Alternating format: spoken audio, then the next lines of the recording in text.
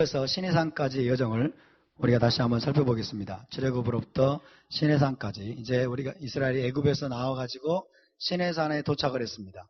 시내산에 도착을 했는데, 자, 19장 1절을 우리가 직역성경으로 한번 읽어보겠습니다. 시작.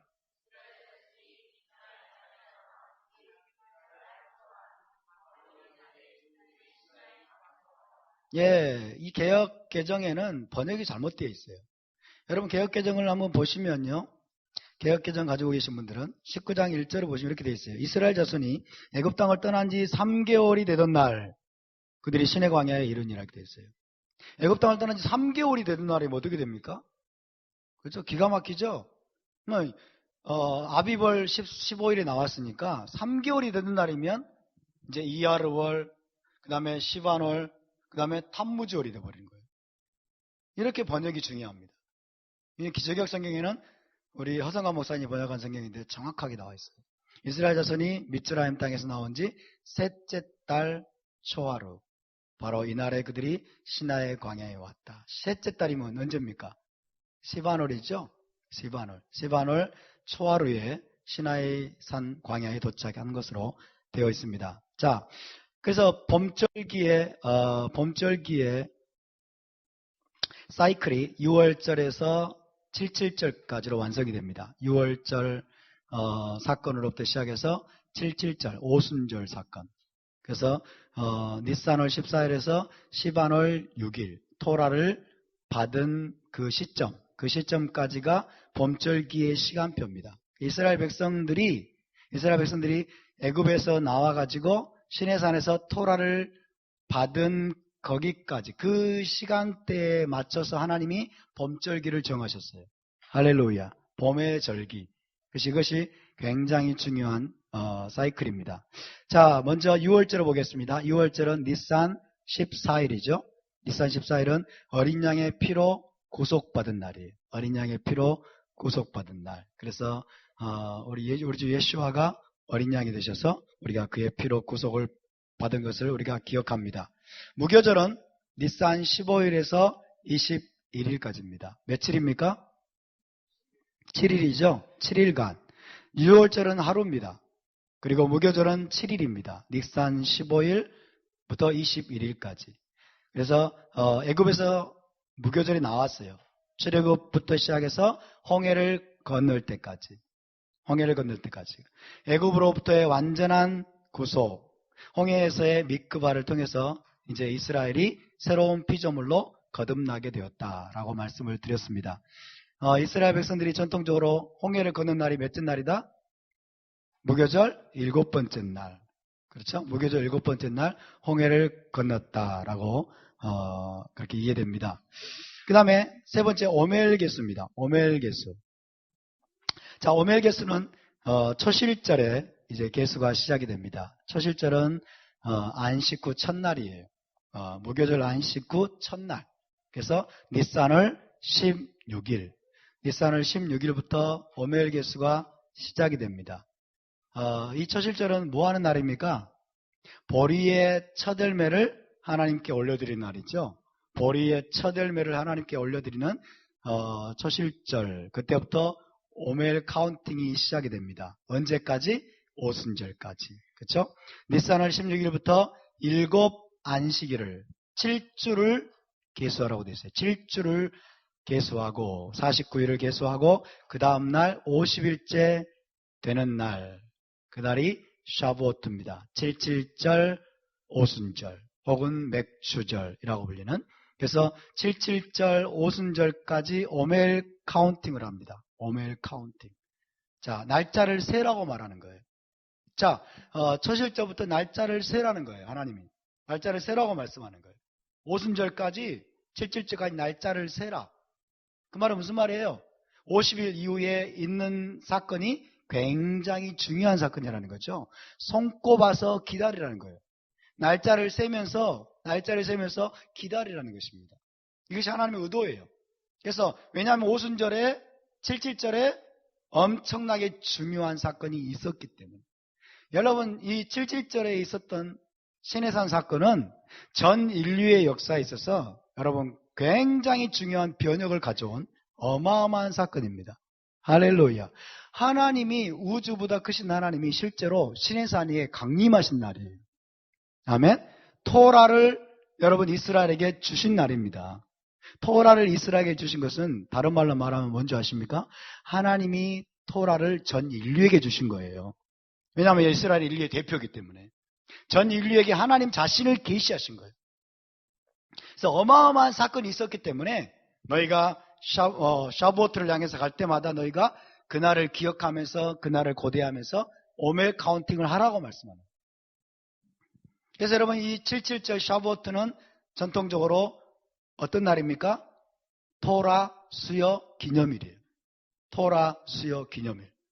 따라서 77절은 샤보트는 토라 수여 기념일입니다. 아멘. 기독교인들은 오순절 그러면 성령이 임한 날로만 알고 있잖아요. 그죠? 마가의 다락방에 성령이 강림했다. 마가의 다락방에 성령이 강림했을까요? 아니죠. 마가의 다락방에 성령이 강림하지 않았어요. 예루살렘 성전에서 성령이 강림하신 거예요. 아멘. 그래서 오순절은 단순히 성령이 강림한 날일 뿐만 아니라 더 나아가서 시내산에서 토라를 이스라엘 백성에게 주신 기념일이 바로 오순절이고 샤보트입니다. 할렐루야. 그래서 첫 번째 샤보트. 자, 우리가 이제 첫 번째 샤보트를 이제 공부하게 되는 것입니다. 셋째 달 시반월 6일입니다. 시반월 6일. 애굽에서 나온 지 셋째 달 시반월 6일이 첫 번째 샤보트 혹은 첫 번째 오순절이라고 말해도 괜찮아요. 첫 번째 오순절.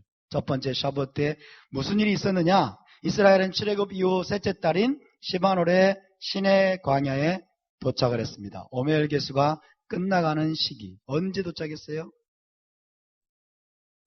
시반월 초하루. 그죠? 시내산 기슭에 셋째 달 초하루에 도착했습니다. 그리고 준비 과정을 거쳐서 이제 하나님의 십계명과 토라를 주신 날이 언제예요? 시반월 6일입니다. 시반월 6일. 그래서 시반월 6일에 토라를 결혼 계약서를 하늘의 신랑으로부터 받은 날이 첫 번째 샤보트, 토라 수여 기념일입니다. 할렐루야. 자, 하나님은 이런 이스라엘의 역사, 출애굽으로부터 시내산에서 토라를 받은 이런 이스라엘의 역사를 잊지 않도록 대대로 기억하도록 하기 위해서 하나님이 절기를 명하십니다. 이 절기를 지키라고 명하십니다. 6월절을 지켜라, 무교절을 지켜라, 그 다음에 오멜 카운팅을 해라. 그리고 시반월 6일에는 이제 너희가 샤보트 77절을 지켜라 라고 말씀하는 거예요. 그래서 너희의 과거의 이스라엘 백성들의 삶 속에서 일어났던 이 위대한 사건을 너희가 현재적인 삶 속에서 그것들을 재현하라는 거예요. 그것들을 새롭게 매년마다 그것들을 새롭게 너희가 경험할 수 있다는 것입니다. 할렐루야. 자, 시내산에서 이루어진 새 언약입니다. 시내산에서 이루어진 새 언약. 시내산에서 하나님이 이스라엘과 새 언약을 체결했어요. 그래서 새 언약의 개념이 여러분 토라에 벌써 나오고 있다는 것을 우리가 알아야 됩니다. 자, 볼까요? 19장 3절을 보겠습니다. 시작. 모세가 하나님 앞에 올라가니 여호와께서 산에서 그를 불러 말씀하시되 너는 이같이 야곱의 집에 말하고 이스라엘 자손들에게 말하라. 모세가 하나님 앞에 올라가니 어디로 올라갔을까요? 시내산 어디로 올라갔을까요? 시내산 어디로 올라갔을까요? 이제 히브리적인 사고가 우리 안에 이게 회복이 되면 이제 뭔가 전기불이 팍 켜지듯이 깨달음이 와야 되는데 시내산은 어디로 올라갔을까요? 시내산 어디? 아무데나? 어디로 올라갔을까요? 불붙은 떨기나무가 있는 곳으로 올라갔겠죠. 그렇죠? 하나님을 만났던 그 자리예요. 하나님을 만났던 가시 떨기, 불붙은 떨기나무가 있는 곳으로 모세가 올라간 거예요. 하나님 말씀하십니다. 너는 이같이 야곱의 집에 말하고 이스라엘 자손들에게 말하라. 그러면서 하나님이 이제 조건을 언약의 조건들을 하나님 말씀하시고 새 언약을 체결할 준비를 하십니다. 자, 이때까지 이스라엘 백성들을 인도했던 언약은 옛 언약이죠. 아브라함 언약입니다. 아브라함 언약을 우리가 옛 언약이라고 말한다면 하나님이 이제 시내산에서 새 언약을 체결하기 원하십니다. 새롭게 도입되는 언약이잖아요. 그렇죠? 과거에는 없었던 새롭게 도입되는 언약, 새 언약을 체결할 준비를 하는 거예요. 그리고 실제로 시내산에서 새 언약을 맺었습니다. 그래서 시내산 언약에 비하면 아브라함 언약은 옛 언약이에요. 따라서 아브라함 언약은 옛 언약이고 시내산 언약은 새 언약입니다. 헬라적인 사고는 옛 것은 낡은 것, 구닥다리. 그렇지만은 히브리적인 사고는 그렇지 않습니다. 히브리적인 사고는 뭐예요? 옛적 선한 길이에요. 아멘. 옛적 선한 길. 그래서 결코 낡은 것이 아닙니다. 어쨌든 그러나 아브라함 언약이 옛 언약이 이제 새 언약으로 새롭게 갱신되는 그런 순간입니다. 여러분, 성경은 한마디로 말하면 언약의 문서예요. 언약 문서다. 그렇게 성경의 하나님은 언약의 신실하신 하나님이십니다. 언약을 체결하시고 그 언약을 반드시 지키시는 언약의 신실하신 하나님이십니다. 하나님과 이스라엘과의 관계, 하나님과 이스라엘, 하나님과 교회의 관계도 언약 관계로 묶여져 있습니다. 언약 관계가 하나님과 우리의 관계를 정의하는 중요한 표현입니다. 언약 관계. 따라서 하나님과 이스라엘의 관계는 언약 관계입니다. 언약으로 우리는 묶여져 있어요. 언약으로. 서로에게, 무슨 말이냐면 이건 서로에게 전 존재적으로 헌신된 강력한 결속 관계라는 거예요. 하나님과 이스라엘이 하나로 묶여진 것이 언약으로 묶여 있다. 언약으로 묶여 있다. 그래서 하나님이 이스라엘에게 전 존재적으로 헌신되어 계십니다. 그리고 이스라엘은 또한 하나님께 전 존재적으로 헌신해야만 합니다. 이것이 언약 관계라는 뜻이에요. 그래서 언약의 본질을 알지 못하면, 언약의 성격과 특징을 알지 못하면 우리는 결코 성경을 제대로 이해할 수 없습니다. 자, 성경적인 언약의 특징을 보면요. 성경적인 언약의 특징은 하나님께서 한번 체결하신 언약은 영원토록 효력을 발휘합니다. 동의하십니까? 맞습니까? 하나님께서 한번 체결하신 언약은 영원토록 효력을 발휘합니다. 중간에 폐해질 수 있다 없다? 중간에 폐해지거나 취소될 수가 없어요. 조건이 또 정반대로 바뀌어버리는 이런 것은 절대로 불가능합니다. 왜냐하면 여러분, 하나님 언약은 하나님으로부터 난 것이기 때문에 하나님이 한번 말씀하시면 그것은 우주의 법이 됩니다. 믿습니까? 하나님이 한번 말씀하면 우주의 법이 되어버려요. 그것이 어떻게 변경되거나 폐해질 수 있겠습니까? 그래서 성경적인 언약은 영원토록 효력을 발휘한다 하는 것입니다. 자, 새 언약의 원리는 무엇입니까? 그렇다면 새 언약의 원리, 하나님은 중요하고 결정적인 순간마다 이스라엘과 새 언약을 맺으십니다. 새로운 언약을 맺으십니다. 하나님은 한 번 언약을 맺고 끝내시는 분이 아니에요. 하나님은 계속 언약을 맺으십니다. 계속 언약을 갱신하십니다. 계속 언약을 새롭게 하십니다. 계속 언약을 맺어가십니다. 중요한 순간에, 결정적인 순간마다 하나님은 새 언약을 맺으세요. 이 새 언약은 여러분 뭐냐면요, 옛 언약을 폐하는 언약이 아닙니다. 옛 언약을 재확증하는 거예요. 옛 언약을 더욱더 견고히 하고 그 다음에 새롭고 구체적인 차원으로 옛 언약을 확장하시는 언약입니다. 믿으십니까? 과거에 맺은 언약의 차원을 더 폭넓게, 더 깊은 차원으로 확장하시는 언약입니다. 그래서 이것은 언약 갱신의 성격을 지닙니다. 아브라함 언약을 새롭게 갱신하는 거예요.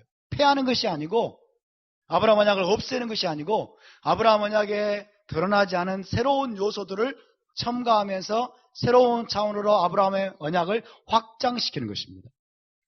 아멘? 이것이 바로 하나님께서 새 언약을 맺으시는 원리입니다. 중요하고 결정적인 순간마다 이스라엘과 계속해서 새 언약을 맺고 언약을 갱신하시고 그 다음에 옛 언약에다가 새로운 차원을 더하시고 옛 언약을 확증하시고 그리고 옛 언약을 더욱더 굳게 세우십니다. 할렐루야. 자, 두 번의 주요 언약 갱신이 있었습니다. 성경에 보면 성경 전체에서 두 번의 주요 언약 갱신. 첫 번째, 아브라함 언약에서 시내산 언약으로 언약을 갱신하셨습니다. 아브라함 언약에서 시내산 언약으로 언약을 갱신하신 사건. 두 번째, 시내산 언약에서 이제 메시아 언약으로 하나님이 또 언약을 갱신하셨어요. 맞죠? 네. 이것이 전부는 아니지만 지금 주요한 것을 말씀드리는 거예요. 두 번의 주된 사건, 언약 갱신 사건은 아브라함 언약을 따르던 이스라엘 백성들, 하나님과 이스라엘의 관계를 규정하던 아브라함의 언약에서 이제는 시내산 언약으로 하나님이 새롭게 차원을 넓히십니다. 새 언약을 맺으십니다. 그 다음에 시내산 언약의 지배를 받던 이스라엘 백성들과 하나님이 또 새로운 차원을 맺으시는데 그것이 바로 우리 주 예수와를 통해서 맺으신 메시아 언약입니다. 새 언약, 메시아 언약입니다. 그래서 새 언약은 여러분 기존의 모든 옛 언약들을 포괄하는 거예요. 포함하는 겁니다. 기존의 모든 옛 언약들을 포괄하고 그리고 든든히 세우는 것입니다. 할렐루야.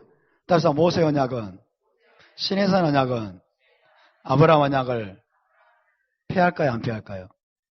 폐하는 것이 아니고 포함하는 거예요. 믿습니까?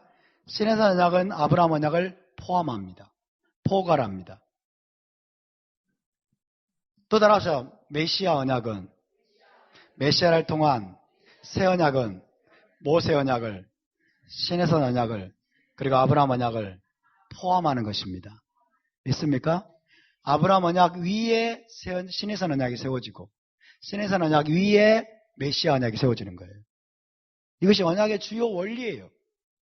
근데 여러분 2세기 초부터 등장하게 된 반유대주의와 대체신학으로 인해서 초기 교회가 이걸 완전히 놓쳤어요. 완전히 놓쳐버렸어요. 마치 새 언약이 시내산 언약을 폐한 것처럼 그렇게 여러분 가르쳐 왔습니다만은 그것이 바로 오해에서 비롯된 것이라는 사실을 알아야 됩니다. 자, 성경에 나타나 있는 주요 세 가지 언약을 말씀드리겠습니다. 더 많이 있지만은 세 가지가 가장 중요해요. 세 가지가. 아브라함 언약, 시내산 언약, 메시아 언약입니다. 그래서 우리가 언약에 대해서만 정확하게 이해해도 여러분 성경을 우리가 더 깊은 차원에서 이해할 수 있습니다. 그래서 이 아브라함 언약과 시내산 언약과 메시아 언약의 가장 중요한 세 가지 언약이에요. 가장 중요한 세 가지 언약. 이것을 우리가 정확하게 알아야 돼요. 자, 먼저 아브라함 언약입니다. 아브라함 언약은 개인과 맺은 언약이에요. 아브라함 한 사람을 부르셨습니다. 아브라함 한 사람을 갈대아 우르에서 불러내셨어요. 할렐루야. 너는 그렇죠. 너는 본토 친척 아비 집을 떠나 가라. 레클레카. 개인과 맺었고 이것은 무조건적인 언약입니다. 네가 이걸 이렇게 하면 내가 이것을 해줄 것이고 네가 이걸 안 하면 못한다 이렇게 말하지 않았어요. 무조건적인 언약이에요. 무조건적인 언약. 자, 아브라함 한 사람 통해서 큰 나라를 세우고 고이가돌 큰 나라를 세우고 그를 통해 땅의 모든 족속이 복을 받게 될 것이다. 너를 통해서 땅의 모든 족속이 니브레쿠 복을 받게 될 것이다. 니브레쿠 복을 받는다면 무슨 말이라고 그랬어요? 이스라엘의 젖붙임 받을 것이다. 이스라엘의 젖붙임 받을 것이다 라고 하는 의미를 가지고 있습니다. 이것이 아브라함 언약입니다. 자, 아브라함 언약은 무조건적인 언약이라고 그랬어요. 큰 성격이 무조건적인 언약이에요. 그렇다고 아브라함이 전혀 순종하지 않았다 그런 뜻은 아닙니다. 아브라함은 순종했어요. 야곱도 순종하고 이삭도 순종하고 아브라함의 모든 백성들, 모든 족속들도 가족들도 순종을 했습니다. 그런 차원의 말이 아니라 아브라함과 그 자손의 행위와 상관없이 하나님께서 일방적으로 약속하시고 일방적으로 성취해 나가시는 언약입니다. 그러니까 전적인 은혜죠. 그렇죠? 아브라함 일방적으로 아브라함 불러버렸잖아요. 하나님이 아브라함을 일방적으로 불러가지고 일방적으로 축복하신 거예요. 내가 너를 복의 근원이 되게 하겠다. 그러면서 하나님이 조건을 달지 않아요. 그러니까 이게 여러분 하나님의 언약의 가장 중요한 특징 중에 하나는요. 하나님의 전적인 은혜라는 것입니다. 할렐루야. 은혜로 찾아오셔서 언약을 체결하셨어요. 그 첫 번째 아브라함 언약의 특징입니다. 무조건적인 언약이다. 이 언약의 표징은 할례입니다. 아브라함 언약의 표징은 할례다. 네가 나와 언약을 체결하고 네가 나를 이제 믿느냐? 네가 나의 언약 백성이 되었느냐? 그렇다면 할례를 받으라고 말씀하는 거죠. 네 집에서 난 모든 남자는 난 지 8일 만에 할례를 행하라. 할례를 행하면 구원을 해주겠다? 아니죠. 구원받았기 때문에. 그죠? 하나님과 언약을 맺었기 때문에 이제 할례를 순종해서 행하라고 말씀합니다. 두 번째 시내산 언약입니다. 아브라함 언약과 한번 비교를 해보세요. 시내산 언약은 이스라엘 나라와 맺은 것입니다. 아브라함 언약은 개인과 맺었어요. 그러나 시내산 언약은 하나님이 나라를 부르셨습니다. 이스라엘 나라 전체를 애굽에서 나오게 하셨어요. 할렐루야. 이스라엘 나라와 맺습니다. 그리고 이것은 조건적인 언약입니다. 나라와 맺었다고 하면 나라에 이제 뭘 세운다고요? 법을 세운다고 그랬죠? 법에는 무슨 특징이 있어요? 법을 지키면 축복과 상급이 임하고, 지키지 않으면 뭐예요? 징벌이 임하는 거죠. 그래서 이건 필연적으로 조건적인 언약이야만 돼요. 그래서 아브라함 언약은 개인과 맺었고 무조건적인 언약이에요. 그러나 시내산 언약은, 모세 언약은 이스라엘 나라와 맺은 것이고, 그리고 그것은 조건적인 언약입니다.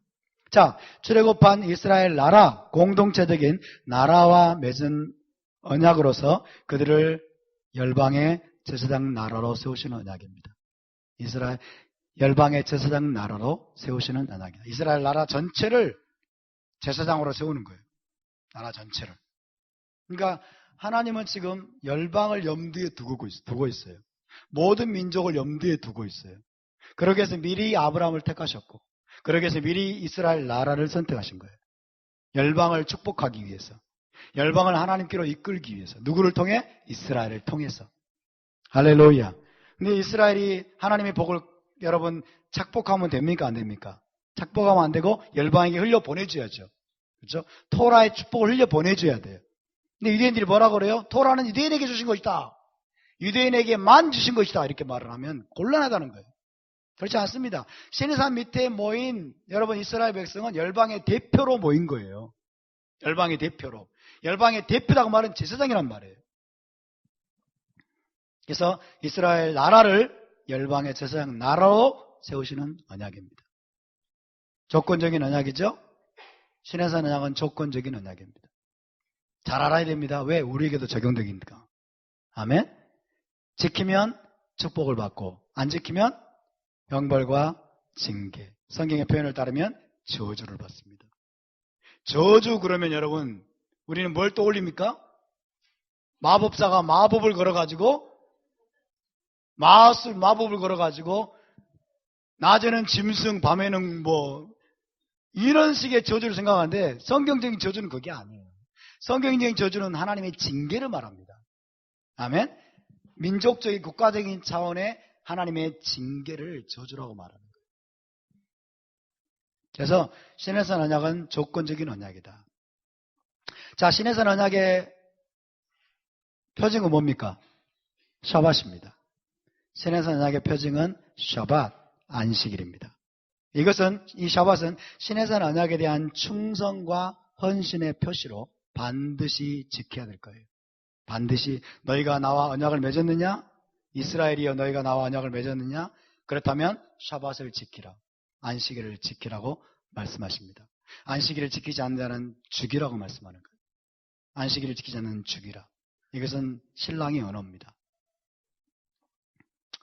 자, 마지막 여러분, 시내산 언약의 특징 굉장히 중요한 겁니다. 이 시내산 언약은 현 세상을 위한 언약이에요.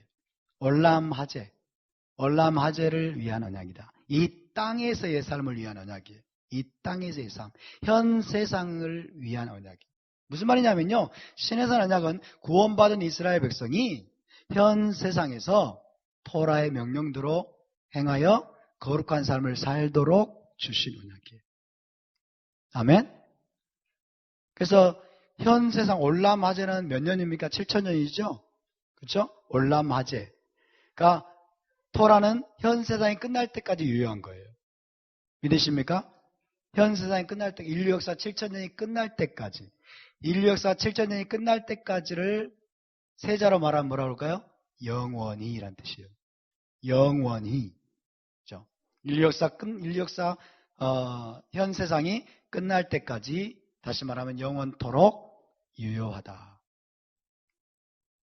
따라서 신해산 언약은 현 세상을 위한 언약입니다. 올람하제를 위한 언약. 올람하제에서 하나님이 거룩한 백성으로 살도록 하기 위해서 하나님이 주신 언약입니다. 아멘. 다시 말하면 무슨 말이냐면, 여러분, 이 토라를 지켜가지고는 올람하바에 들어갈 수 없다는 거예요. 토라를 지켜가지고는 오는 세상에 들어갈 수 없다는 거예요. 이해되십니까? 기독교적인 용어로 말하면 토라 지켜가지고는 구원을 얻을 수 있다 없다? 토라 지켜가지고는 죄사함을 받을 수 없고 구원을 받을 수 없다는 거예요.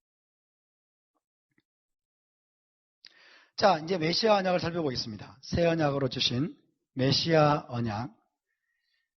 이 메시아 언약도 이스라엘 나라와 맺은 거예요. 이스라엘 나라와 맺은 언약이다. 12명의 제자를 주님이 부르셨습니다. 12명의 제자는 이스라엘 12지파의 대표들입니다. 그래서 이스라엘 나라와 맺은 것이 바로 메시아 언약입니다. 이것이 메시아 언약은 최종적인 언약이에요. 최종적인 언약. 최종적인 새 언약이다 라고 말씀드릴 수 있습니다.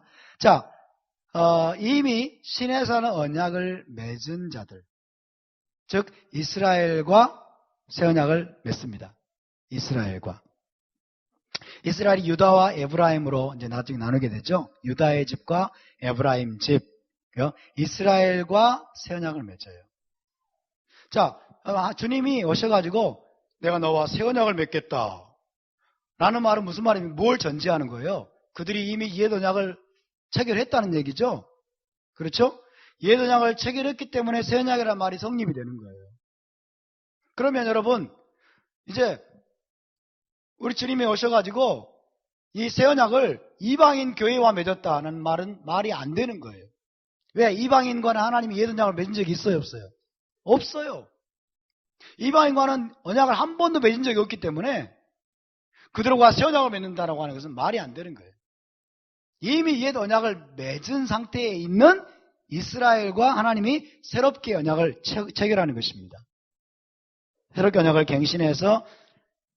갱신하는데 이것은 토라를 폐하는 것이 아니고 토라를 굳게 세우는 거예요. 토라를 든든히 세웁니다.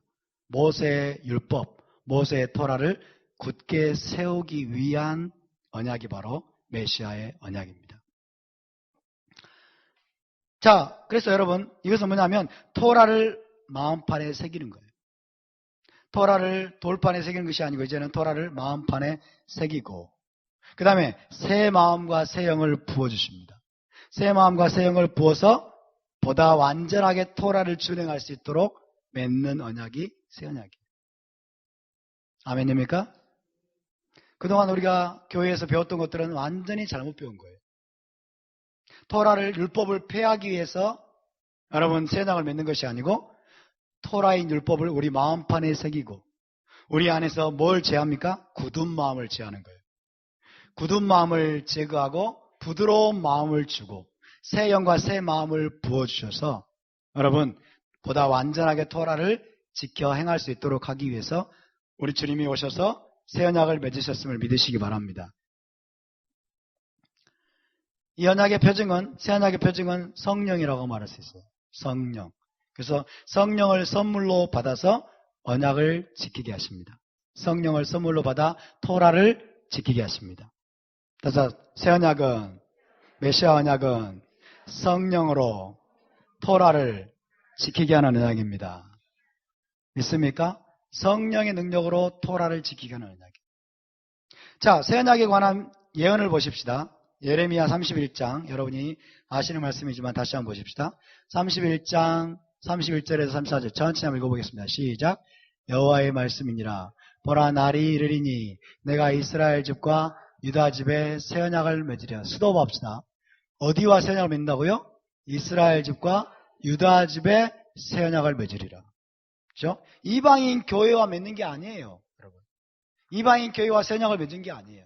이스라엘 집과 유다 집에 이미 옛 언약을 받았던 그들과 새로운 언약을 맺는 거예요. 계속 봅시다. 시작. 이 언약은 내가 그들의 조상들의 손을 잡고 애굽 땅에서 인도하여 내던 날에 맺은 것. 이게 뭐예요? 아니죠. 애굽 땅에서 인도하여 내던 날에 맺은 것이 뭐예요? 시내산 언약이죠. 그것과 같지 아니할 것은 내가 그들의 남편이 되었어도. 자, 시내산 언약의 핵심이 뭐라는 거예요? 하나님이 남편이 된 거예요. 결혼 언약이라는 거예요. 내가 그들의 남편이 되었어도 그들이 내 언약을 깨뜨렸습니다. 시내산 언약을 맺었는데 하나님이 남편이 되고 이스라엘은 신부가 되는데 이스라엘이 그걸 깨뜨려버린 거예요. 그래서 언약을 다시 맺는 거예요. 깨뜨렸습니다. 여호와의 말씀이니라. 그러나 그날 후에란 말은 마지막 때에 그 말이에요. 마지막 때에 내가 이스라엘 집과 맺을 언약. 따라서 이스라엘 집과 맺을 언약. 이스라엘 집과 맺을 언약. 새 언약은 이스라엘 집과 맺은 것입니다. 아멘? 그럼 우리는 뭡니까? 이방인 교회는 우리는 이스라엘에 접붙임 받은 거예요. 할렐루야. 그러니까 이스라엘을 거부하면 여러분 새 언약에 참여할 길이 없는 거예요. 하나님은 새 언약을 이스라엘 집과 맺었습니다. 아멘? 예수님의 12제자 중에 이방인이 있나요? 손 들어보라고 그랬어요. 가룟 유다가 이방인이어가지고 여러분 쫓겨났습니까? 아니죠. 가룟 유다도 유대인이었습니다. 이스라엘 집과 내가 이스라엘 집과 맺은 언약은 이러하니 곧 그 다음에 봅시다. 내가 나의 법을 그들의 속에 두며 그들의 마음에 기록하여. 여기 뭡니까? 나의 법을 히브리어 보니까 토라티예요. 토라티. 나의 토라예요. 나의 율법입니다. 나의 율법. 시내산에서 받은 그 율법, 나의 토라를 그들의 어디에? 속에 두며 그들의 마음에 기록하여. 다시 새 언약은 모세의 토라를 우리 마음판에 기록하는 언약입니다. 마음판에 왜 기록하겠어요? 지키라고 기록하겠죠. 그들의 마음에 기록하여 나는 그들의 하나님이 되고 그들은 내 백성이 될 것이라. 그들의 하나님이 되고 너희는 여호와의 말씀이니라. 내가 그들의 악행을 사하고 다시는 그 죄를 기억하지 아니하리라. 죄의 사함과 관련이 있는 언약이라는 것. 자, 이 메시아의 언약은 마음과 양심의 죄 사함, 이것을 위한 언약입니다. 마음과 양심의 죄를 사하기 위한 언약입니다. 메시아께서 흘리신 보혈로 마음과 양심의 죄 사함을 받게 하기 위한 언약입니다. 이것이 메시아의 새 언약이에요. 반대로 여러분 모세의 토라는 마음과 양심의 죄를 씻을 수 있습니까? 없습니까? 씻을 수 없습니다. 씻을 수 없어요. 모세 토라 전체를 다 행했어요. 그래도 마음과 양심의 죄를 씻는다 못 씻는다? 못 씻어요. 토라는 그 목적으로 주어진 것이 아니에요. 마음과 양심의 죄를 씻기 위해서 여러분 하나님이 모세 토라를 주신 것이 아닙니다. 짐승의 피가 화목소와 염소의 피가 사람의 마음의 죄를 씻는다 못 씻는다? 씻을 수 없다. 사람의 마음과 양심의 죄를 씻는 것은 누구의 피밖에 없다? 예수와의 피밖에 없어요. 그래서 예수와께서 오신 것입니다. 그래서 메시아께서 오신 것입니다. 할렐루야. 그러니까 마음과 양심의 죄 사함을 받게 하기 위해서 메시아의 새 언약이 필요했던 거예요. 그래서 마음과 양심의 죄 사함이 왜 필요합니까? 올람 하바에 들어가야 되기 때문에. 그래서 메시아의 새 언약은 오는 세상을 위한 언약입니다. 올람 하바를 위한 언약이에요. 따라서 메시아의 언약은 새 언약은 올람 하바를 위한 언약입니다. 이때 올람 하바는 메시아 왕국까지 포함하는 거예요. 올람 하바를 위한 언약이다. 마음과 양심의 죄 사함을 받아야만이 여러분 메시아 왕국에 들어갈 수 있고 오는 세상 새 하늘과 새 땅 올람 하바에 들어갈 수 있습니다. 할렐루야. 그래서 메시아 왕국에 들어가기를 원하고 오는 세상에 들어가려면 반드시 예수와를 믿고 새 언약을 체결해야만이 들어갈 수 있습니다. 믿으십니까? 우리에게 메시아 언약을 주신 하나님을 찬양합니다. 우리에게 새 언약을 주신 하나님을 찬양합니다. 우리에게 메시아 왕국에 대한 소망을 주신 주님을 찬양합니다. 할렐루야. 주님은 지금 기다리고 계시는 거예요. 주님은 지금 기다리고 계시고, 왜? 유대인들을 메시아 왕국으로 데려가기 위해서, 유대인들을 올라마바로 데려가기 위해서 주님은 지금 오래 참고 기다리십니다.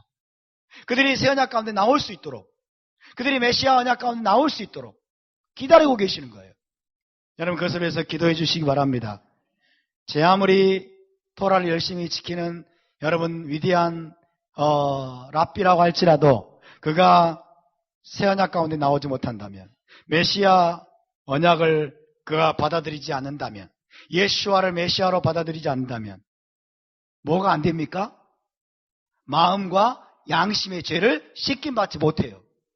마음과 양심의 죄를 씻음받을 수 있는 것은 오직 예수와의 보혈밖에 없습니다. 아멘. 마음과 양심의 죄를 씻김받지 않으면 어디에 못 들어갑니까? 메시아 왕국에 못 들어가는 거예요. 에덴 동산에 못 돌아갑니다. 할렐루야. 그래서 주님은 지금 오래 참고 기다리고 계세요. 여러분, 우리가 유대인들을 위해서 중보해야 될 줄로 믿습니다. 계속해서 우리가 기도해야 돼요. 왜? 그들도 우리의 가족이기 때문에, 그들도 우리의 형제이기 때문에. 하나님의 가족이에요. 하나님의 가족. 근데 여기서 중요한 게 있습니다. 여러분, 잘 보세요. 자, 유대인들은 모세의 언약까지 맺었어요. 시내산 언약까지 맺었어요. 지금도 시내산 언약의 근거에 살아가고 있어요. 그렇죠? 유대인들은, 혈통적인 아브라함의 자손들은 메시아 언약까지 반드시 나와야 돼요. 이 세 가지 언약은 옵션이 아닙니다. 이 세 가지 언약은 여러분 선택사항이 아니에요. 이 셋 중에 하나만 붙들고 있으면 에덴 동산으로 돌아간다가 아니에요. 아멘? 아브라함 언약에 머물면 안 되고 시내산 언약까지 나와야 되고, 시내산 언약에 머물러 있으면 안 되고 반드시 메시아 언약까지 나와야 돼요. 아멘? 메시아 언약까지 받아야 됩니다. 할렐루야. 그래서 유대인들은 메시아 언약까지 받아들여야 되고, 그 다음에 중요한 건 메시아 언약까지 체결한 사람들은, 메시아 언약까지 체결한 크리스찬들은 사실상 여러분 아브라함 언약 그리고 모세 언약까지 다 맺은 거예요. 이것을 교회가 놓치고 있어요. 아멘? 여러분, 나중에 나온 언약은 그 전에 나온 모든 언약을 뭐 한다고요? 포함한다고 말씀드렸어요. 그 모든 언약의 토대 위에 나중 언약이 세워진 거예요. 그러니까 맨 마지막 언약, 저와 여러분은 뭣도 모르고 맨 마지막 언약을 체결해버린 거예요. 뭣도 모르고 맨 마지막 언약을 체결하면서 우리도 모르게, 여러분, 아브라함 언약이 바로 나의 언약이고 시내산 언약이 곧 나의 언약임을 내가 믿고 내가 거기에 순종하겠습니다라고 고백한 것입니다. 할렐루야. 그래서 유대인들은 메시아 언약까지 나와야 되고, 메시아 언약을 체결한, 새 언약을 체결한 사람들은 그 이전의 모든 언약의 조건들을 지켜 행해야 될 의무가 있는 것입니다. 이것이 언약의 성격이에요. 할렐루야. 그래서 우리가 이 언약을 정확하게 이해해야 되는 것입니다. 그래서 새 언약은 옛 언약들을 포함한다는 것입니다. 옛 언약들을 포함한다.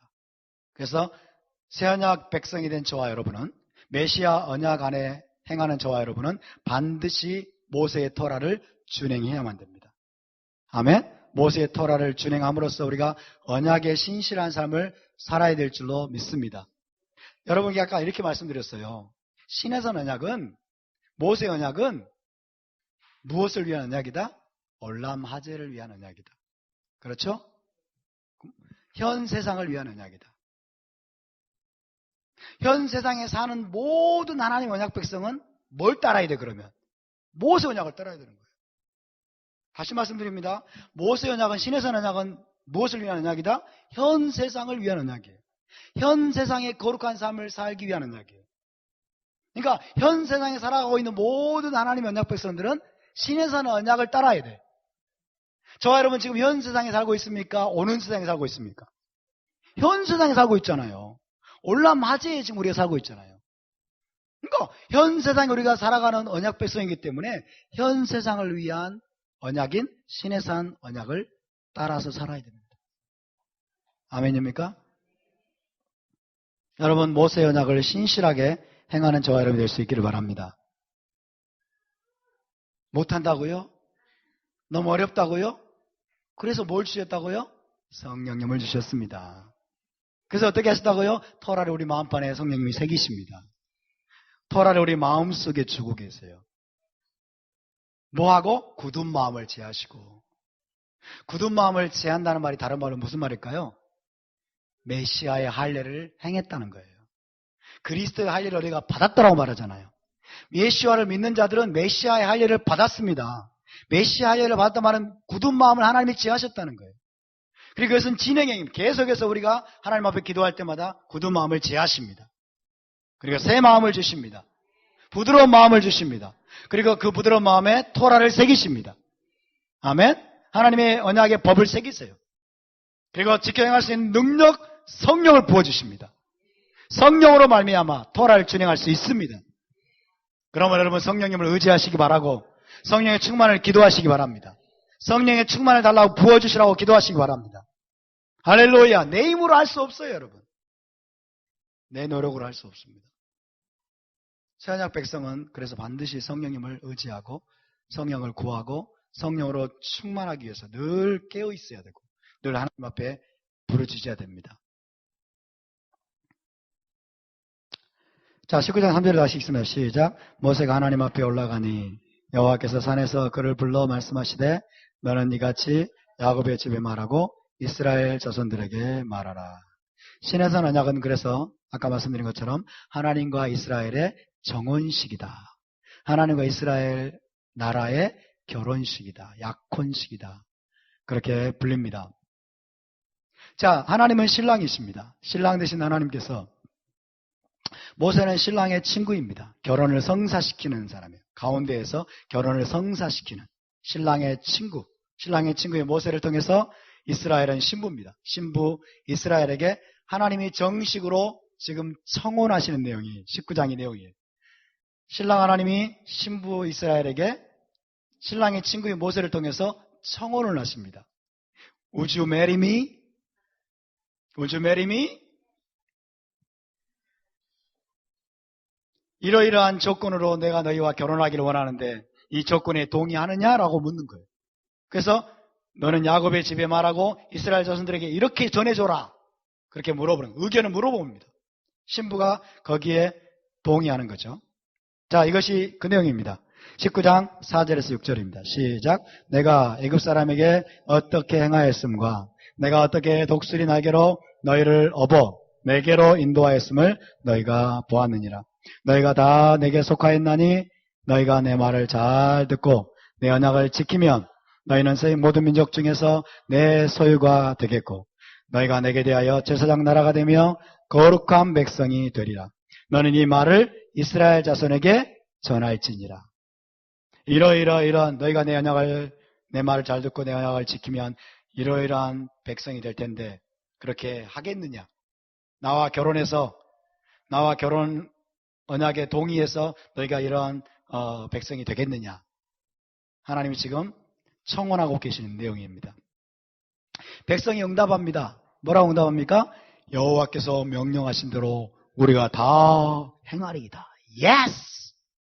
당신과 결혼하겠습니다. 당신과 결혼 언약을 맺겠습니다.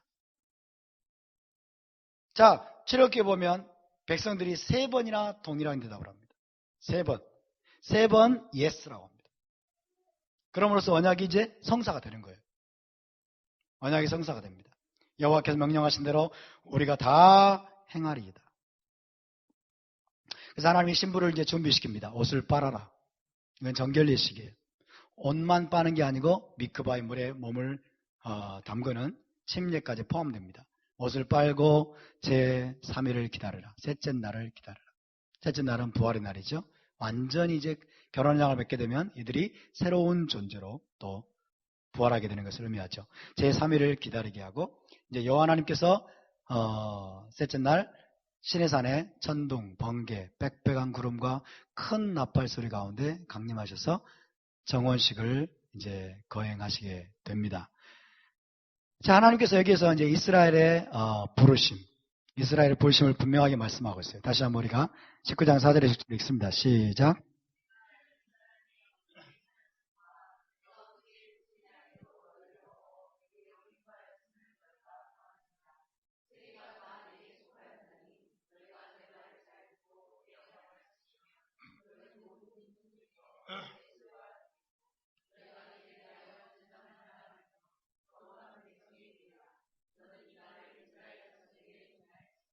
예, 너희가 내 말을 잘 듣고 내 언약을 지키면 너희는 내 모든 민족 중에서 내 소유가 되겠고 너희가 내게 대하여 제사장 나라가 되며 거룩한 백성이 되리라. 나는 이 말을 이스라엘 전사령에 전할지니라. 나와 결혼하겠느냐? 언약에 동의하느냐? 예스. 예스 하면서 이 부르심이 성사가 되는 것입니다. 첫 번째, 모든 민족 중에서 내 소유가 되겠고 내 소유, 히브리어로 세굴라티, 세굴라. 예, 세굴라는 특별한 보물을 뜻하는 겁니다. 특별한 보물.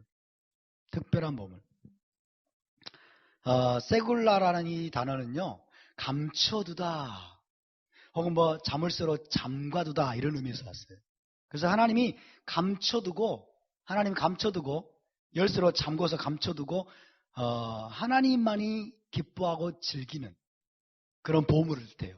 그런 보물. 그래서 이런 존재를 신부라고 말합니다. 세굴라, 하나님의 특별한 보물이에요. 세상에 모든 나라들이 있습니다. 대한민국도 있고 미국도 있고 일본도 있고 중국도 있고 많은 나라들이 있지만은 그 많은 나라들 중에서 이스라엘이라는 나라를 하나님이 당신의 세굴라로 취했습니다. 할렐루야. 세굴라. 하나님의 특별한 보물이에요. 하나님이 감춰두고 하나님이 숨겨두고 여러분 몰래 즐기는 기뻐하는 대상. 신부예요. 신부로 이스라엘을 택한 것입니다. 이것이 바로 이스라엘의 부르심이에요. 모든 나라들 중에서 하나님의 특별한 보물, 특별한 소유, 혹은 기업. 이스라엘은 나의 기업이다 이런 표현도 씁니다. 기업. 다 세굴라라는 뜻이에요. 세굴라. 기업으로 선택되고 하나님과 결혼 언약을 맺은 신부로 부름을 받습니다. 세굴라는 그래서 하나님의 특별한 보물 혹은 하나님의 신부라는 의미로 이해하시면 되겠습니다. 혹시 히브리어 이름 못 정하신 분은 세굴라로 한번 정해주십시오. 취하십시오. 세굴라. 얼마나 좋은 이름인지 몰라요. 함께 같이 세굴라. 자, 우리 옆에 분을 축복합시다. 당신은 하나님의 세굴라입니다. 하나님의 특별한 보물입니다. 여러분 자부심을 가지시기 바랍니다. 열등감을 떨쳐버리시기 바랍니다. 평생 동안 열등감에 시달린 분 계십니까? 이 시간에 다 날려버리시기 바랍니다. 답시다. 우리는 하나님의 세굴라입니다. 나는 하나님의 특별한 보물입니다. 그것을 두 자로 신부라고 말하는 거예요. 하나님의 신부, 세굴라입니다. 그것이 첫 번째 여러분 이스라엘의 부르심이고 이스라엘의 정체성이 되었습니다. 두 번째, 제사장 왕국이 될 것이다. 제사장 나라라고 번역했는데 정확하게 말하면 제사장 왕국이에요. 마물레케트 코아님. 따라서 마물레케트 코아님. 자, 마물레케트 코아님이에요. 마물라카는 왕국입니다. 킹덤이에요. 킹덤. 코아님, 제사장들. 그죠? 제사장들의 왕국이다. 이게 어떻게 왕 같은 제사장이 됐는지 모르겠어요. 이게 어떻게 왕 같은 제사장이 됐는지 몰라. 여러분, 왕 같은 제사장이 어떤 걸 왕 같은 제사장이라고 그래요? 난 도무지 개념이 안 잡혀. 왕 같은 제사장?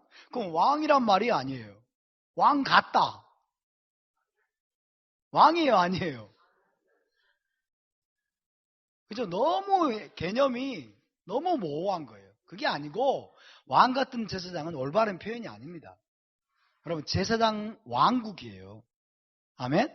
마물레케트 코아님이에요. 마물레케트 코안 제사장들의 왕국이다. 이게 무슨 말이냐면요. 백성 전체가 제사장들로 구성된 하나님의 왕국이라는 뜻이에요. 제사장들로 구성된 하나님의 왕국. 그러니까 우리 모두가 다 제사장들이란 말이에요. 아멘? 옆에 계신 제사장들을 보시기 바랍니다. 옆에 우리 모두가 여기 있는 여러분 모두가 제사장들이에요. 할렐루야. 이 제사장들로 이루어진 하나님의 왕국입니다. 하나님이 왕으로 다스리는 나라. 이게 왕국이죠. 우리가 왕이라는 뜻이 아니잖아요. 그죠? 제사장들로 이루어진 구성된 하나님의 왕국이라는 뜻이에요. 그래서 제사장이라는 말은 무슨 말입니까? 열방을 대표해서 하나님을 섬기는 자, 그다음에 열방에게 하나님을 전파하고 하나님께로 인도하는 자. 이게 제사장이라는 뜻이에요. 제사장은 중재자입니다. 제사장은 중재자예요. 하나님과 열방 가운데 중간에 서서 두 사람을 연결시켜주는 존재예요. 열방을 대표해서 하나님을 섬기고 하나님을 대표해서 열방에게로 나가는 거예요. 그래서 하나님의 토라를 가르쳐요. 하나님을 알려줘요. 하나님이 누구인지를 소개해줘요. 그리고 하나님께로 인도합니다. 아멘? 제사장의 개념을 잘 알고 계셔야 돼요, 여러분. 우리 모두가 제사장입니다. 따라서 우리는 제사장입니다. 옆에 분에게 당신도 제사장입니다. 할렐루야. 제사장의 개념은 뭐예요? 먼저 하나님을 섬기고 예배하는 자예요. 하나님을 섬기고 예배하는 자. 두 번째, 많은 사람들에게 열방에게 하나님을 소개하는 자. 하나님을 알게 하는 자. 무엇을 통해서? 토라의 삶을 통해서. 토라를 지켜 행하는 통해서. 그래서 열방을 하나님께로 인도하는 자. 이것이 이스라엘의 부르심이에요. 아멘입니까? 세 번째, 짜자잔. 거룩한 나라입니다. 고이 카도시. 답사 고이 카도시. 고이 카도시. 좀 이거를 정확하게 번역을 했으면 좋을 텐데, 보세요. 보니까, 제사장 나라로 번역을 했죠? 거룩한 백성이라고 번역을 했어요. 그러나 정확한 번역은 제사장 왕국이고, 거룩한 나라예요. 고이란 게 나라예요, 고이. 고이 카도시. 그 다음에, 마물레케트 코아님. 그래서 마물레케트 코아님. 제사장들의 왕국이다. 고이 카도시. 고이 카도시. 너무 쉬운 것이라고 잘 안 따라하십니까? 그러시면 안 되죠. 다시 고이 카도시. 예, 거룩한 나라 이런 뜻이에요. 거룩한 나라가 이스라엘의 또 부르심이고 정체성이에요. 거룩한 나라, 하나님께 특별히 구별된 나라. 하나님이 특별하게 구별해 놓으셨어요. 거룩이 뭐예요? 거룩이? 구별시킨다는 거예요. 자, 하나님의 모든 뜻과 계획을 이루기 위한 목적으로 특별히 구별되어서 하나님의 명령과 법도대로 거룩의 삶을 이루는 나라는 거예요. 거룩한 삶을 살도록. 거룩한 삶을 살도록 하나님이 구별하신 나라. 거룩한 나라.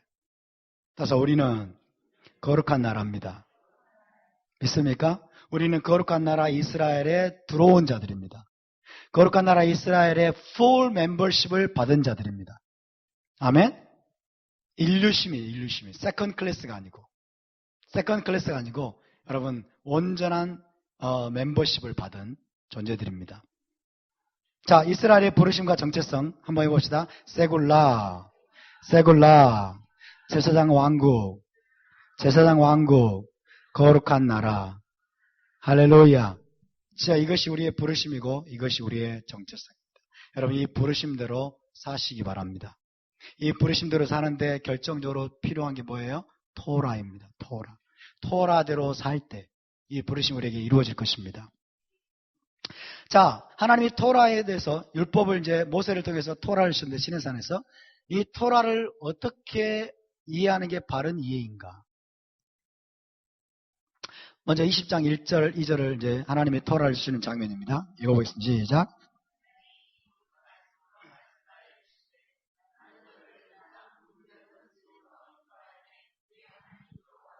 율법은 무거운 짐이다. 율법은 무거운 멍에다. 율법은 도저히 우리가 질 수 없는 속박이다. 율법 그러면 마음이 무거워지고, 율법 그러면 괜히 하나님 우리를 괴롭히려고 주신 것 같고, 이것이 우리가 잘못 학습된 거예요. 잘못 배운 거예요. 토라는 그런 것이 아닙니다. 하나하나 살펴보겠습니다. 자, 첫 번째, 토라는 언약 문서입니다. 토라는 언약 문서입니다. 언약의 조건들을 규정하고 있어요. 언약의 문서다. 자, 우리가 하나님의 언약 백성이라면 이 언약 문서가 굉장히 중요합니다. 자, 언약 관계는 언약의 조건들을 철저히 지킴으로써 유지가 됩니다. 맞습니까? 하나님과 우리는 언약 관계예요. 언약 관계 유지되려면 어떻게 해야 돼요? 언약의 조건들을 지켜야 돼. 아멘? 언약 관계라면서 언약 조건들을 안 지켜. 그러면 언약이 무효가 됩니다. 언약을 깨는 행위가 되는 거예요. 이제 언약 관계는 순종할 경우에는 상급과 축복이 주어지지만은 불순종할 경우에는 징계와 저주를 당합니다. 이것은 지금도 유효할까요? 지금은 유효하지 않을까요? 지금도 유효합니다. 답사, 성경의 언약은 영원토록 효력이 있습니다. 아멘? 지금도 마찬가지예요, 여러분. 이 언약을 깨뜨리면 징계와 저주를 당하고, 이 언약을 지켜 행하면 하나님의 언약에 신실한 것이기 때문에 축복과 상급을 받게 됩니다. 할렐루야. 따라서 토라는 언약 문서입니다.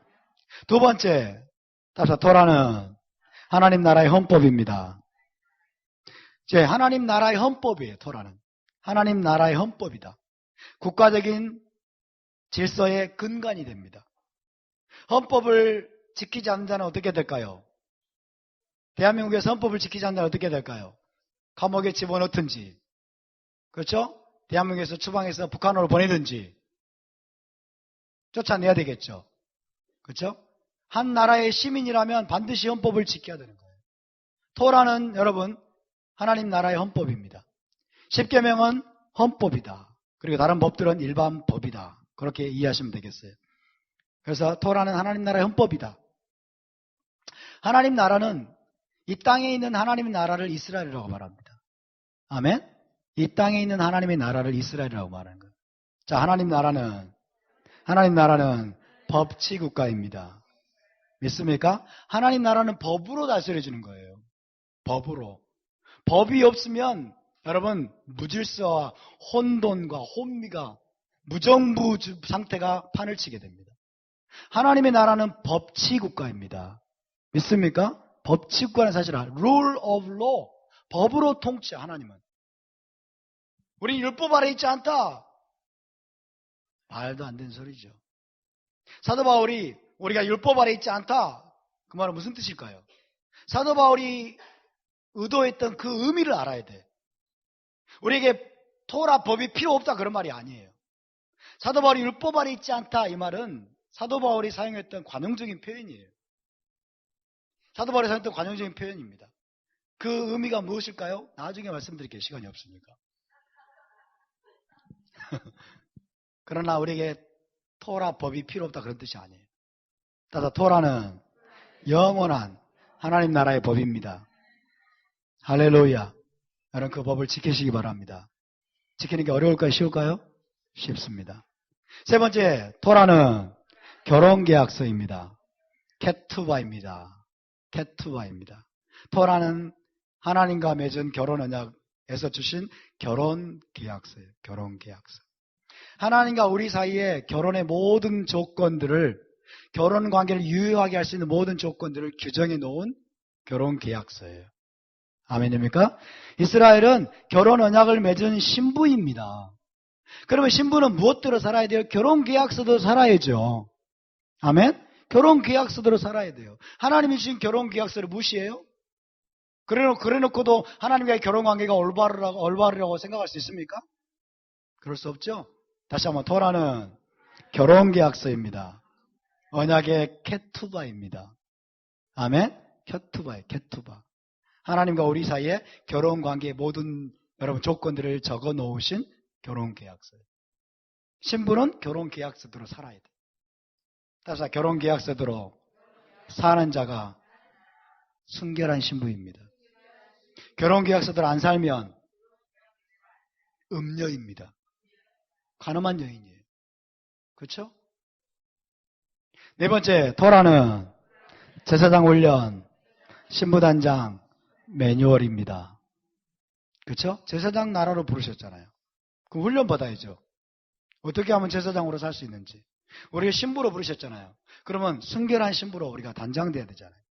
그죠? 제사장 훈련 및 신부단장 매뉴얼이에요. 그래서 제사장으로 신부로 부름받은 이스라엘에게 주시는 거룩한 삶의 매뉴얼이다. 제사장은 거룩한 삶을 살아야 돼요. 그렇죠? 거룩한 삶을 제사장이 살 수 있도록 주시는 구체적인 매뉴얼이 바로 토라입니다. 다섯 번째, 토라는 하나님의 자기 계시입니다. 다시 말하면 토라는 하나님의 성품이라는 거예요. 하나님의 인격입니다. 하나님의 본성을 계시입니다. 여러분, 시내산에서 하나님이 토라를 주신 이 사건이 얼마나 놀라운 사건인지 아십니까? 얼마나 놀라운 사건인지 아십니까?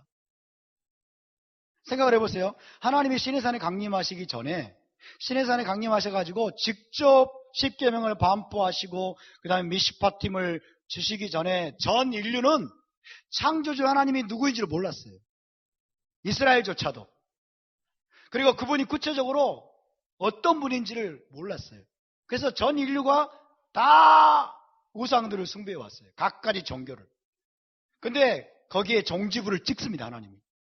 직접 유일하신 창조주 하나님이 누구인가를 하나님이 이스라엘을 통해서 계시하시는 위대한 사건입니다. 할렐루야.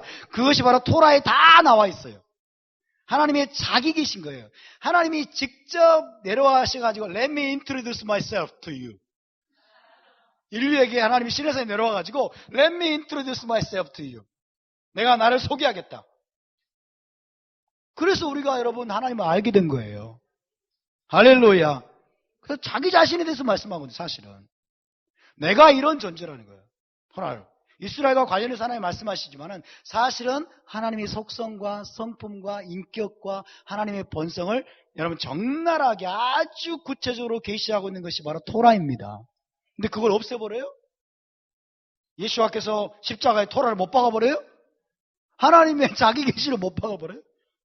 말도 안 되는 오해 가운데서 헤매고 있었던 것이죠. 토라는 언약문서입니다. 토라는 하나님 나라의 헌법입니다. 토라는 결혼계약서입니다. 토라는 제사장 훈련 매뉴얼입니다. 신부단장 매뉴얼입니다. 토라는 하나님의 자기 계시입니다. 유일하신 참 하나님이 어떤 분인지 비로소 이스라엘이 그리고 전 인류가 정확히 알게 된 계기가 된 사건입니다. 자, 20장 1절부터 이제 하나님이 십계명을 반포하시는데 사실은 하나님이 케투바를 이제 낭독하시는 내용이죠. 다시 한번 읽어봅시다. 시작. 하나님이 모든 말씀으로 말씀하여 이르시되 나는 너를 애굽 땅 종되었던 집에서 인도하여 낸 내 하나님 여호와니라. 자, 십계명은 히브리어로 아세렛 핫데바림이라고 합니다. 아세렛 핫데바림. 함께 읽어요. 아세렛 핫데바림. 아세렛 핫데바림. 예, 10가지 말씀들이란 뜻이에요. 10가지 말씀들. 우리가 생각하는 십계명이라고 생각하는 그런 표현은 히브리어로 안 나옵니다. Ten Commandment라는 히브리어는 안 나옵니다. 그렇기 때문에 십계명이란 명칭은 사실 올바른 게 아니에요. Ten Commandment에 해당하는 히브리어 용어는 없습니다. 그래서 Ten Commandment, 십계명 이런 것은 잘못된 인상을 주는 명칭이에요. 하나님이 마치 뭔가를 명령하시는 거예요. 그래서 무슨 억압적인 명령을 주시는 것처럼 무거운 어떤 계명을 지우는 것 같은 인상을 주는 그런 어떤 느낌을 가지고 기독교가 만들어낸 용어예요. 이게. 그러나 아세레타 데바림이에요. 10가지 말씀들. 10가지 말씀들. 다시 합시다. 아세레타 데바림. 아세레타 데바림. 자, 신명기 4장 13절, 10장 4절에 보면 십계명이라는 표현이 나와요. 우리말로. 십계명이라는 표현이 번역이 됐는데 히브리어는 아세레타 데바림이에요. 그러니까 십계명이라고 사실은 번역하면 안 돼요. 10가지 말씀들로 번역하는 게 합당합니다. 10가지 말씀들. 근데 워낙에 십계명이라는 말이 보편적으로 퍼져 있기 때문에 십계명이라는 표현을 쓰겠습니다, 제가. 근데 십계명이라는 표현을 쓰더라도 여러분은 10가지 말씀들로 이해하시기 바랍니다. 아멘. 아세렛 핫데바림으로 이해를 하셔야 돼요. 자, 이 십계명은 여러분 아까 말씀드린 것처럼 시내산에서 강림하신 신랑 하나님께서 신부인 온 이스라엘이 듣도록 직접 반포하셨습니다. 모세에게 두 돌판에 기록하셔가지고 주신 것이 아니라 그 나중에 그렇게 하셨어요. 먼저는 하나님이 직접 반포하셨어요. 천둥소리 같은 우레소리는 불 가운데서 여러분 300만 명이 다 들을 수 있도록 선포하셨어요. 그게 얼마나 두려운 일이었는지 온 이스라엘이 벌벌벌 떨었어요. 그래서 십계명이 끝나고 나니까 모세를 찾아와가지고 다시는 여호와께서 우리에게 직접 말하지 말게 하소서. 우리가 죽을까 하나이다. 이제는 당신을 통해서 말하게 하소서. 그렇게 이야기하는 거예요. 할렐루야. 그 자리에 있었으면 좋겠죠. 따라서 우리도 그 자리에 있었습니다. 아멘? 이것이 성경의 원리예요, 여러분. 우리도 그 자리에 있었던 거예요. 왜? 하나님이 그 조상들을 통해서 우리에게도 말씀하신 거예요. 믿으십니까? 우리는 여러분 레위가 제사장 레위가 어디에 있었다고 그랬어요? 아브라함의 허리에 있었다고 그러잖아요. 그렇죠? 레위가 아브라함의 허리에 있었다면요. 그러니까 시내산에 있는 그 믿음의 조상들의 허리에 저와 여러분이 있었습니다. 아멘? 우리에게도 주셨잖아요. 그래서 그러니까 너무 부러워하지 마세요. 네, 너무 부러워하지 마세요. 천둥소리처럼 울리는 십계명의 말씀을 와 들었으면 정말 대단하다. 그럴지 모르지만 그들은 예수와를 몰랐잖아요. 그렇죠? 너무 부러워하지 마시라고요. 자, 십계명은 출애굽기 20장의 십계명은 613개의 계명 전체를 떠받치고 있는 토대입니다. 토대. 613개의 계명 전체를 떠받치고 있는 토대인 동시에 613개 계명 전체의 요약판입니다. 이 10계명의 토대 위에 613개의 계명이 세워져 있다라고 말할 수 있어요. 그리고 613개의 계명 전체를 요약해서 하나님이 지금 말씀하고 계시는 것이죠. 자, 먼저 봅시다. 613개의 계명 전체는 10계명 위에 세워져 있습니다. 10계명이 기둥입니다. 10계명이 토대입니다. 10계명이 위에 세워져 있고요. 또 나아가서 10계명은 하나님 사랑과 이웃 사랑의 정신 위에 세워져 있습니다. 하나님 사랑과 이웃 사랑의 정신 위에 10계명이 세워져 있어요. 이해되십니까? 근데 이것을 여러분 기독교인들이 오해합니다. 그럼 뭐라고 말하는 줄 아세요? 우리는 하나님 사랑, 이웃 사랑만 하면 되지 10계명 안 지켜도 돼. 엉뚱한 걸 이야기한단 말이에요. 우리는 하나님 사랑, 이웃 사랑만 하면 된다는 거예요. 또 어떤 사람이 이렇게 말합니다. 우리는 10계명만 지키면 되지 나머지는 지킬 필요 없어. 그렇게 말을 해요. 이것이 성경에 대한 오해입니다. 자, 하나님 사랑과 이웃 사랑의 정신 위에 10계명이 세워져 있어요. 그럼 무슨 말이에요? 하나님 사랑과 이웃 사랑의 정신으로 10계명을 지키라는 거예요. 아멘? 또 10계명 위에 뭐가 세워져 있어요? 계명 전체가 세워져 있어요. 그러면 여러분 10계명에 헌신하는 것은 나머지 모든 계명에 헌신하는 것을 의미합니다. 이것을 우리가 잘 이해해야 돼요. 봅시다. 하나님 사랑과 이웃 사랑의 구체적인 표현이 뭐예요? 10계명 준수로 나타나는 거예요. 아멘? 뭐 어떻게 하나님을 사랑할 건데요? 어떻게 이웃을 사랑할 건데요? 살인하지 말라. 도둑질하지 말라. 거짓 증거하지 말라. 이게 이웃 사랑의 구체적인 표현입니다. 이해되십니까? 어떻게 하나님을 사랑할 건데요? 우상을 숭배하지 말라. 우상을 만들지 말아라. 안식일을 준수하라. 이게 하나님 사랑의 구체적인 표현입니다. 아멘? 근데 기독교 지금까지 우리가 전통 기독교에서 배웠던 여러분 개념은 뭐예요? 너무 모호한 거야. 너무 애매해가지고 우리는 하나님 사랑, 이웃 사랑만 하면 되지 10계명 지킬 필요 없다. 말도 안 되는 소리야. 하나님 사랑과 이웃 사랑의 구체적인 표현이 10계명 준수로 나타나야 되고 10계명 준수는 곧 토라 전체에 대한 충성과 헌신을 의미하는 것입니다. 그래서 우리가 샤bat 때마다 10계명을 여러분 낭독합니다. 10계명을 우리가 선포합니다. 그리고 받습니다. 그 말은 예언적인 행동이에요. 상징적인 행동이에요. 주님, 이 10계명을 우리가 선포함으로써 토라 전체를 믿음으로 받습니다. 토라 전체를 내가 지키기로 헌신합니다. 라고 하는 행동인 것입니다. 아멘? 자, 그러면 1계명부터 하나씩 좀 살펴보겠습니다. 1계명부터 10계명까지 다는 못 살펴보고요. 중요한 것만 몇 개를 살펴보고 마무리하도록 하겠습니다. 제1계명은 여러분 유대적인 신앙에서 제1계명은 2절입니다.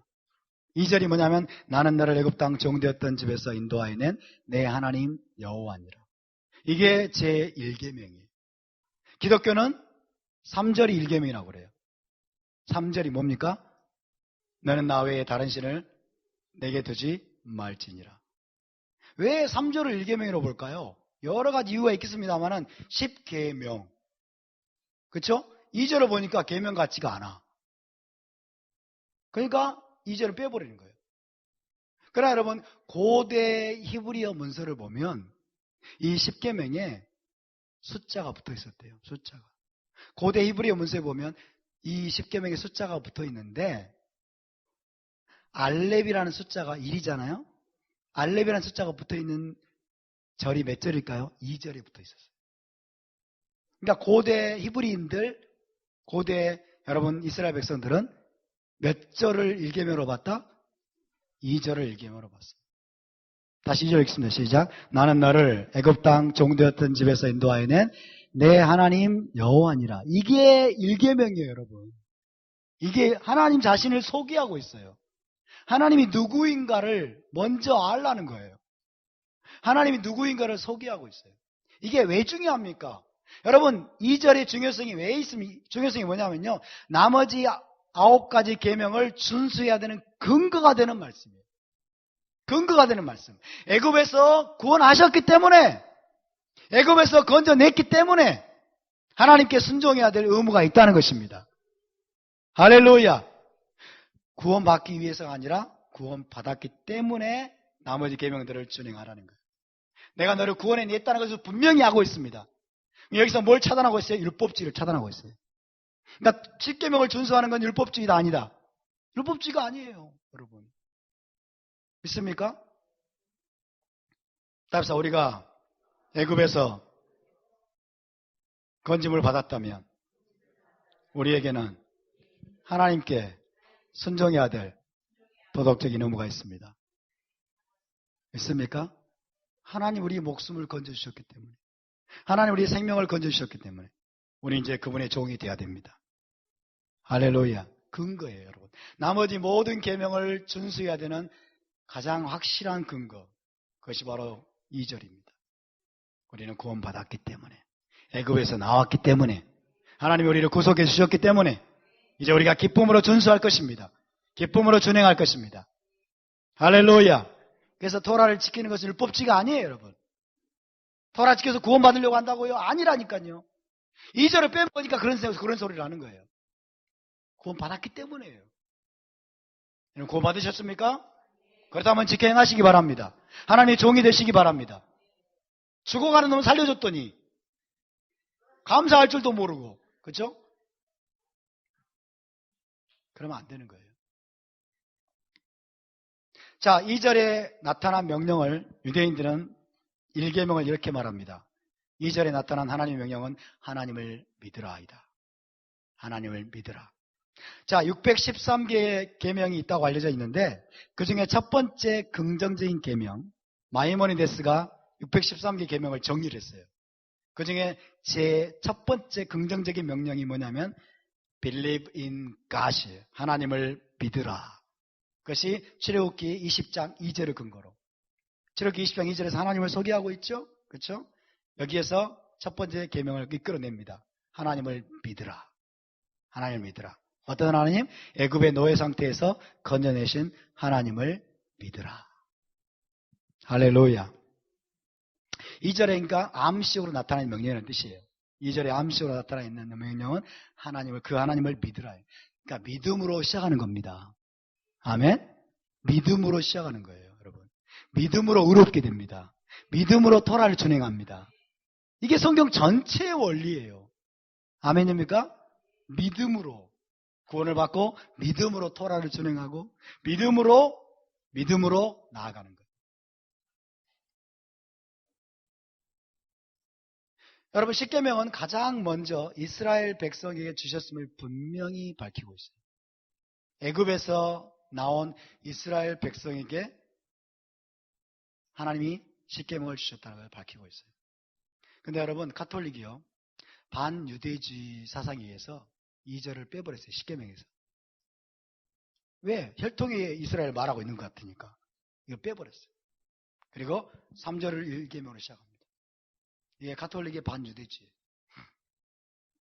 이방인 교회에게 주신 거로 이게 포장하려고, 이방인 교회가 이 십계명 받은 걸로 포장하려고 2절을 쫙 빼버리고 3절부터 이야기하는 거예요.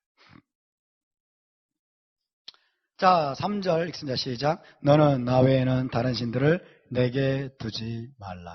제2계명은 이제 우상 숭배와 우상 제조를 금지하는 것입니다. 3절과 4절이에요. 자, 여러분 이스라엘의 신앙은 쉐마 신앙입니다. 신명기 6장 4절이죠. 이스라엘의 하나님 여호와만이 유일하신 참 신임을 믿고 오직 그분만을 섬기는 신앙이에요. 다른 신이 있습니까? 없습니까? There is no other. 다른 신은 없습니다. 이것이 이스라엘의 신앙이에요. 쉐마 신앙. 이스라엘 하나님 여호와만이 유일하신 참 하나님을 믿고 오직 그분만을 섬기는 신앙입니다. 사도 바울이 이 신앙을 그대로 고수하고 있습니다. 고린도전서 8장 5절 6절을 보면 사도 바울의 그 유대인인 사도 바울의 신앙이 여기에 언급이 되어 있어요. 함께 읽어볼까요? 시작. 비록 하늘에나 땅에나 신이라 불리는 자가 있어 많은 신과 많은 주가 있으나 이방인들이 하는 거예요. 계속. 그러나 우리에게는 한 하나님 곧 아버지가 계시니 만물이 그에게서 났고 우리도 그를 위하여 있고 또한 한 주 예수와 마시아께서 계시니 만물이 그로 말미암아 많고 우리도 그로 말미암아 있느니라. 하나님도 한 분이시고 메시아도 한 분이시라는 거예요. 할렐루야. 이것이 사도 바울의 신앙이고 이것이 이스라엘의 신앙입니다. 자, 우상 숭배를 금지하는 명령은 구체적으로 이런 네 가지로 이루어져 있습니다. 제2계명을 분석하면 4절이 나옵니다. 첫 번째, 우상을 두지 말아라. 3절이 나오죠. 우상을 두지 말아라. 두 번째, 어떤 우상도 만들지 말아라. 어떤 우상의 형상도 만들지 말아라. 세 번째, 그것들에게 절하거나 섬기지 말아라. 네 번째, 나는 질투하는 하나님이다. 이 네 가지로 하나님이 지금 말씀하고 있어요. 우상 숭배 금지를 이 네 가지로 말씀합니다. 우상을 두지 말아라. 물리적으로나 심리적으로나. 그렇죠? 마음적으로나 마음속에나 눈앞에 우상을 두지 말아라. 그다음 우상을 만들지 말아라. 형상을 만들지 말아라. 우상의 형상을 만들지 말아라. 그림도 포함됩니다. 그림도. 그리지도 말아라. 그리고 그것들에게 절하거나 섬기지 말아라. 나는 질투하는 하나님이다. 그래서 어기는 자에게는 보응을 할 것이고 지키는 자에게는 은혜를 베풀 것이다. 여기 보면 히브리적인 관용 표현이 나옵니다. 나를 미워하는 자, 하나님을 미워하는 자란 말입니다. 하나님을 미워하는 자란 말은 히브리적인 관용 표현이에요. 하나님의 계명에 불순종하는 자를 의미합니다. 그리고 하나님을 사랑하는 자는 하나님의 계명에 순종하는 자를 의미합니다. 이것이 히브리적인 표현이에요. 누가 하나님을 미워합니까? 하나님의 계명에 불순종하는 자. 누가 하나님을 사랑합니까? 하나님의 계명에 순종하는 자. 아멘? 아멘입니까? 마음으로는 뜨겁게 사랑해요. 근데 계명을 안 지켜. 이런 건 없어요. 이런 건 없습니다. 다시 하나님을 미워하는 자는 불순종하는 자입니다. 하나님을 사랑하는 자는 순종하는 자입니다. 믿습니까? 우리 액션이 그걸 보여줍니다. 우리 액션이. 자, 그럼 읽어보겠습니다. 4절 6절 시작. 너를 위하여 새긴 우상을 만들지 말고 또 위로 하늘에 있는 것이나 아래로 땅에 있는 것이나 땅 아래 물속에 있는 것에 어떤 형상도 만들지 말며 그것들에게 절하지 말며 그것들을 섬기지 말라. 나 내 하나님 여호와는 질투하는 하나님인즉 나를 미워하는 자의 죄를 갚되 아버지로부터 아들에게로 3, 4대까지 이르게 하거니와 나를 사랑하고 내 계명을 지키는 자에게는 1000대까지 은혜를 베푸느니라. 자, 나 내 하나님 여호와는 질투하는 하나님인즉 나를 미워하는 자의 죄를 갚되. 나를 미워하는 자가 누구라고요? 하나님의 계명에 불순종하는 자를 뜻합니다. 아버지로부터 아들에게로 3, 4위까지 이루하니 나를 사랑하고 내 계명을 지키는 자는 하나님을 사랑해서로 해석할 수 있어요. 나를 사랑하여 나를 사랑해서 내 계명을 지키는 자에게. 그래서 하나님을 사랑하는 자는 계명을 지키는 자입니다. 예수와께서도 여러분 요한복음 14장 15장에서 뭐라고 말씀했어요? 너희가 나를 사랑하면 내 계명을 지키리라. 아멘. 하나님을 사랑하는 것은 곧 하나님의 계명을 지키는 것입니다. 여기에 또 히브리적인 관용편이 나옵니다. 3, 4대까지 이르게 하거니와 미워하는 자의 죄를 갚되 3, 4대까지 이르게 하거니와 3, 4대까지는 아주 짧은 시간 동안 이런 뜻이에요. 하나님이 죄를 갚습니다. 미워하는 자에. 근데 잠깐 동안이 아주 짧은 시간 동안 죄를 갚는다. 1000대까지 은혜를 베푸느니라. 나를 사랑하고 내 계명을 지키는 자에게는 1000대까지 은혜를 베푸느니라. 이것은 1000대까지는 영원토록 뜻하는 관용표입니다. 영원토록. 그래서 그럼으로써 뭘 강조하고 있어요? 하나님의 무한한 자비를 강조하고 있어요. 계명에 순종하는 자에게 하나님이 어마어마한 축복을 베푸겠다는 것이에요. 할렐루야. 제 4계명입니다. 3계명은 건너뜁니다. 제 4계명 안식일을 기억하여 거룩하게 지키라. 8절부터 11절까지. 자, 10계명 중에 가장 논란이 많고 무시되어 온 계명이죠. 그죠? 로마 가톨릭에서 3계명이 이렇게 돼 있어요. 4계명이. 주의를 거룩하게 지키라 이렇게 돼 있어요. 지 마음대로 바꿔버렸어요. 주의를 거룩하게 지키라. 가톨릭의 10계명 중에 4계명입니다. 주의를 거룩하게 지키라 라는 계명으로 변개시켰어요. 그래서 뭐라고 말하는지 아십니까? 교황에게는 율법을 바꿀 권한이 주어졌다는 거예요. 교황에게는 율법을 바꿀 권한이 주어졌대. 누가 줬어요? 이것이 바로 신성모독입니다. 그래서 하나님의 저주가 가톨릭에 임합니다. 신성모독이에요. 여러분, 일곱째 날은 여호와의 안식이라고 말하고 있어요. 따라서 여호와의 안식일, 여호와의 안식일. 창조주이시고 온 우주의 왕이신 하나님께서 천지창조 직후에 정하시고 거룩하게 구별해 놓으신 날이에요. 몇째 날? 일곱째 날. 일곱째 날. 근데 인간이 여러분 이걸 폐하거나 변경시킬 수 있어요? 없습니다. 그렇죠? 유일하신 창조주 그리고 온 우주의 왕께서 못 박아 놓으셨어요. 일곱째 날, 이 날을 못 박아 놓고 뭐라고 하세요? 여호와의 안식일이다. 할렐루야. 누가 이걸 바꿉니까? 누가 이걸 폐합니까? 이제는 안식일이 주일로 바뀌었다. 안식일이 이제 일요일로 바뀌었다. 택도 없는 소리입니다. 택도 없는 소리예요. 하나님이 하늘에서 비웃을 겁니다. 내 눈에 흙이 들어오기 전에는 하나님 눈에 흙이 들어갈 일이 없죠. 내 눈에 흙이 들어오기 전에는 안 돼. No way. 따라서 일곱째 날은 여호와의 안식일입니다. 누구도 바꿀 수 없습니다. 아멘. 자, 그럼 읽습니다. 8절부터 11절 시작.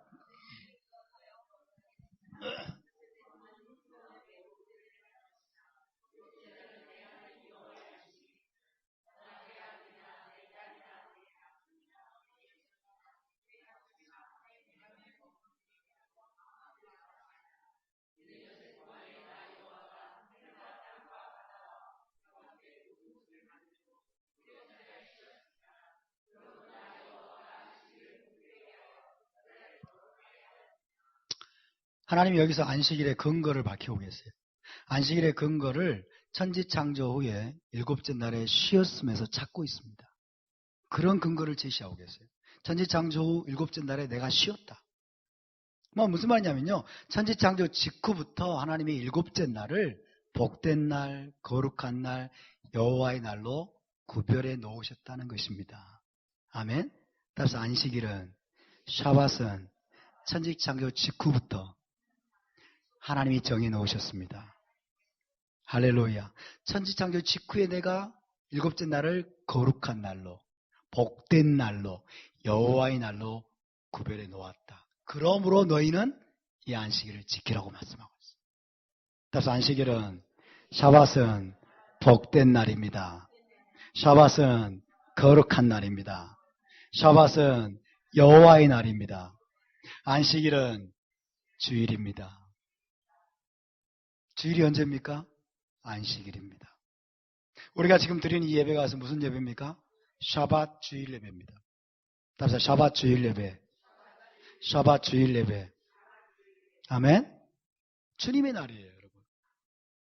안식일이 주일이에요. 안식일이 여호와의 날이에요. 안식일이 주님의 날이에요.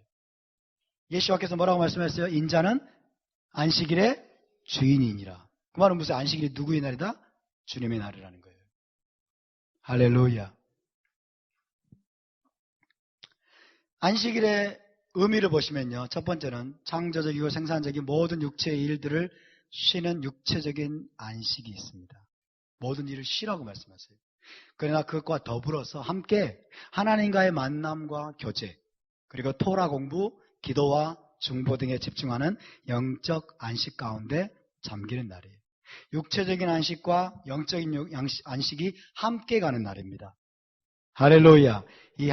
여러분 하나를 취하시기 바랍니다. 샤밧은 언약의 표징입니다.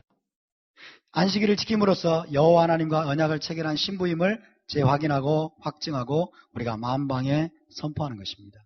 우리가 하나님과 결혼 언약을 맺은 하나님의 신부라는 것을. 그래서 이 샤밧은 우주의 왕께 받은 약혼 반제와 같이 소중하고 가치 있는 거예요. 이 샤밧이 여러분 우리에게 이스라엘에게 약혼 반제와 같아요. 아멘입니까? 결혼의 징표이기 때문에, 언약의 징표이기 때문에.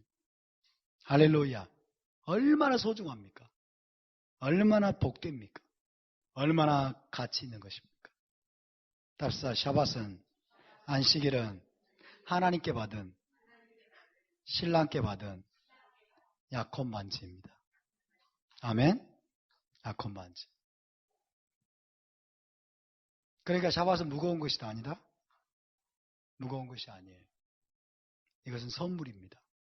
최고의 선물이에요. 할렐루야. 최고의 선물.